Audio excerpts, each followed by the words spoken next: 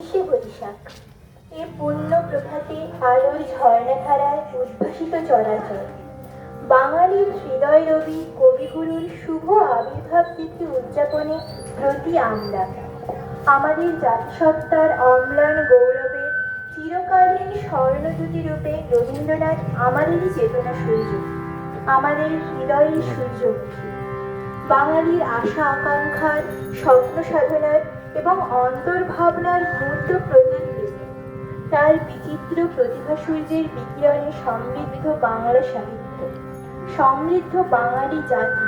আর সেজন্যই কবি সভায় মোরা তোমার করি গর্ব, বাঙালি আজ গানের রাজা, বাঙালি নয় খর্ব।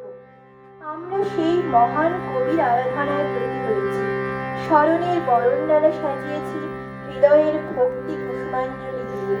তাকে স্মরণ করতে গিয়ে চেতনায় জ্বলে উঠেছে আলো, আর আমরা সেই আলোর ঝর্ণাধারায় বিশ্বমানবের অন্তরকে অভিষিক্ত করতে গেয়ে উঠি